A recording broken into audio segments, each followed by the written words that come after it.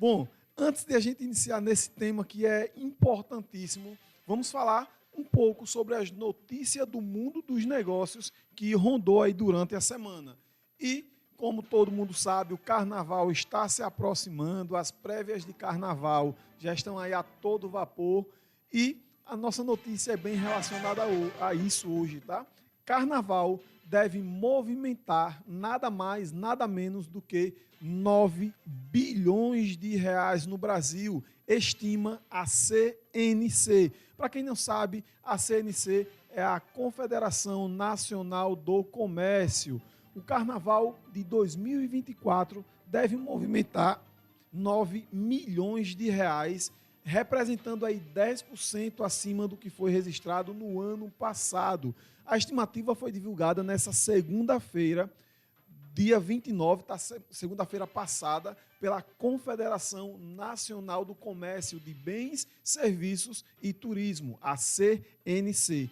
A entidade completou que o ritmo de recuperação pelo quarto ano seguido será a primeira vez que o faturamento deve superar o patamar anterior à pandemia de Covid-19. Lembrando que na época da pandemia não se houve bloco, praticamente o carnaval foi cancelado. Então,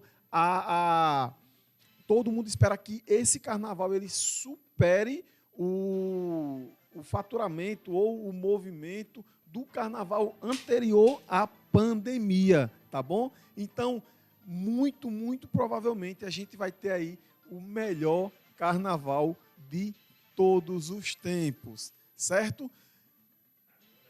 Probleminha técnico, vamos só um instantezinho. Bruno? Foi? Opa, valeu. Valeu, Guimarães.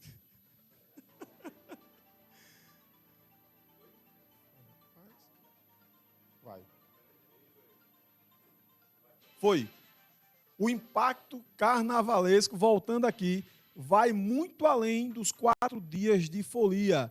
A própria programação de carnaval começa antes da sexta-feira, dia 10 de fevereiro, com as prévias. As prévias já estão acontecendo aqui na região, já aconteceu o Peru, o Pinto da Madrugada foi um sucesso em Maceió, mais de 400 mil pessoas. Inclusive, no Momento Empreendedor da semana passada, eu trouxe aqui uma notícia sobre o Carnaval de Maceió, que está sendo um dos melhores carnavais do Brasil.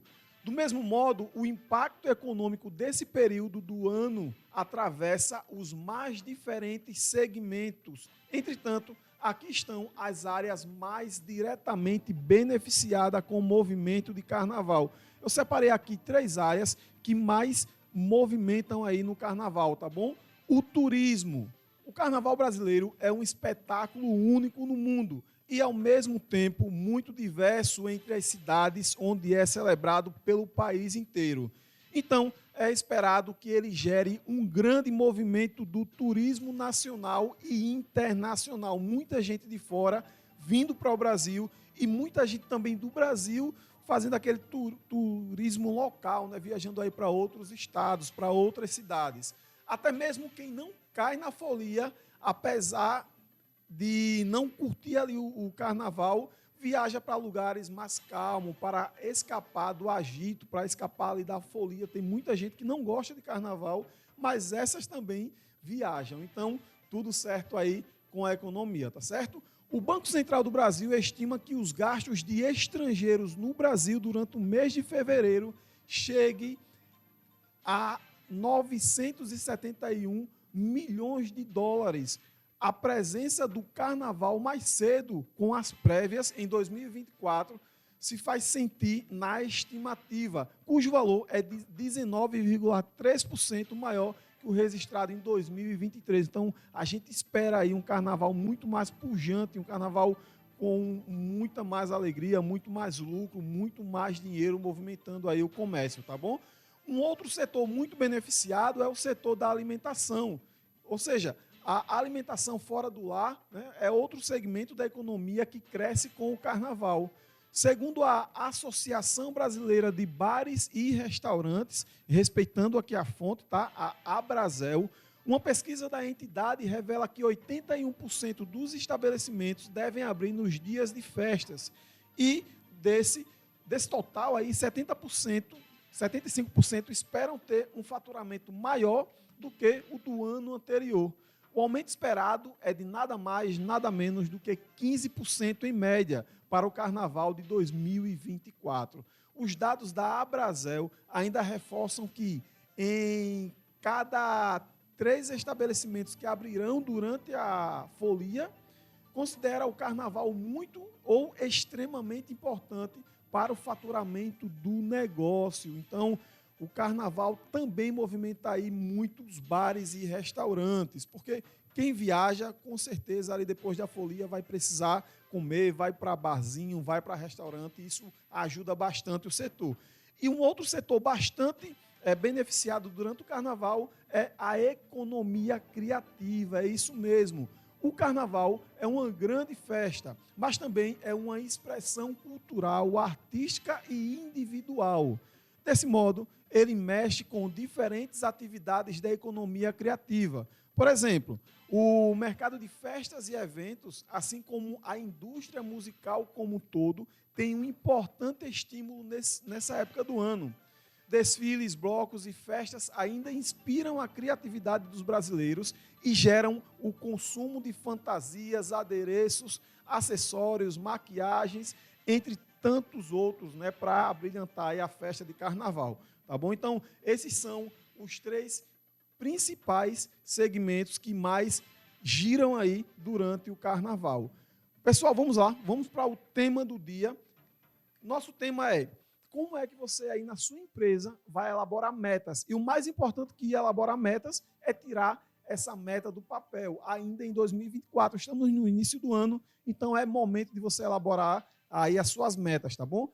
Primeira coisa é você saber diferenciar meta de objetivo. Muitas pessoas confundem, mas não é a mesma coisa.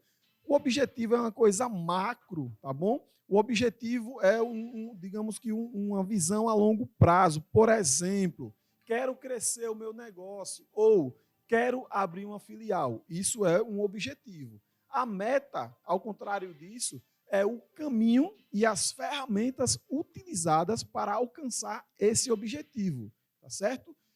Quando a gente fala em meta, é preciso você estabelecer metas através de uma metodologia. Não dá para você chegar do nada. Imagina aí que você fatura 100 mil por mês e aí você chega do nada com os teus colaboradores e faz a proposta. Olha só, mês que vem nós vamos faturar 200 mil.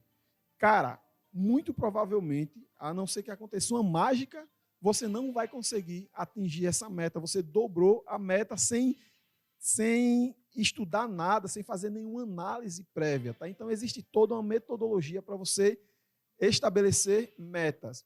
A gente chama essa metodologia de meta SMART. A palavrinha SMART vem do inglês e significa inteligente. Então, essa é uma meta inteligente. Você vai aprender agora, comandante, a partir desse momento, a estabelecer metas inteligentes na sua empresa. A palavra SMART, ela é um acrônimo para 5 outras palavras, onde o S é de mensurável, certo? A sua meta ela precisa ser mensurável, não, desculpe. O S é de específico. A sua meta precisa ser específica. Fábio, o que é meta específica? É quando você é bem claro, tá? Digamos que você quer, de fato, faturar 200 mil. Então, você vai chegar para a sua equipe e vai dizer, ó, nossa meta é para março faturar 200 mil. Nem mais, nem menos. Óbvio que se você faturar mais, é melhor ainda, né? Mas a sua meta está ali, é específica, 200 mil. Uma outra característica de uma meta inteligente é que ela tem que ser mensurável. Você tem que encontrar formas de mensurar. O que é mensurar? É medir. Você precisa sentar com a sua equipe de tempos em tempos e medir o quão longe ou quão perto você está da meta que você estabeleceu. Uma outra característica da meta inteligente é que ela precisa ser atingível.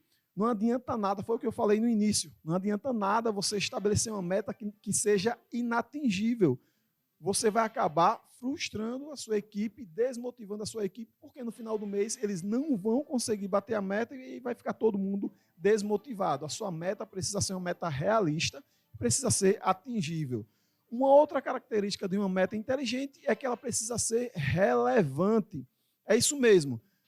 Ao mesmo tempo que a sua meta ela tem que ser atingível, ela tem que ser relevante, ela precisa fazer com que os seus colaboradores se mexam, precisa fazer com que os seus colaboradores saiam da zona de conforto.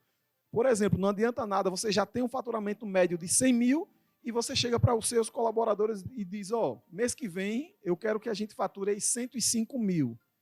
Cara, muito provavelmente essa meta ela não é relevante, não vai fazer com que a sua equipe saia ali da zona de conforto, tá bom? Então, ao mesmo tempo que a sua meta precisa ser atingível, ela precisa também ser relevante. E por último, a sua meta ela precisa ser temporal. Para ser inteligente tem que ser temporal. Geralmente a gente coloca um intervalo de tempo. Por exemplo, eu quero faturar 200 mil no mês de março, ou seja, do dia 1º ao dia 30, a gente precisa faturar 200 mil. Certo? Então, essas são as características de uma meta inteligente, de uma meta smart. Ela precisa ser específica, mensurável, atingível, relevante e temporal. Tem que ter um tempo para acontecer. Expliquei aí o que é uma meta inteligente. Agora, nós vamos para o plano de ação, porque não adianta nada você estabelecer uma meta e não colocar essa meta em prática, não ir para a ação, tá bom? E existe uma ferramenta também para você ir para o plano de ação. Bom, o plano de ação tem por objetivo definir os desdobramentos da estratégia em ações com monitoramento. Por meio dele, a empresa deve planejar tudo o que deve ser executado, criar uma metodologia, elaborar um cronograma e indicar os responsáveis para dar andamento a cada etapa. Existe uma ferramenta chamada ferramenta 5W2H. Tá? A ferramenta 5W2H transforma em ações práticas toda a análise e a formulação de estratégias idealizadas para o plano de ação. O 5W2H é, portanto, um checklist que indica as atividades, os prazos e as responsabilidades de todos os envolvidos ali nesse projeto, tá bom? Quais são os elementos, então, do 5W2H? A sigla 5W2H vem do inglês e é formada pelas letras iniciais das 7 perguntas que devem ser feitas ao traçar o plano. Os 5 Ws são o what, ou seja, o que será feito. Se eu quero atingir 200 mil de faturamento, o que será feito para atingir esses 200 mil? Você terá que responder essa pergunta.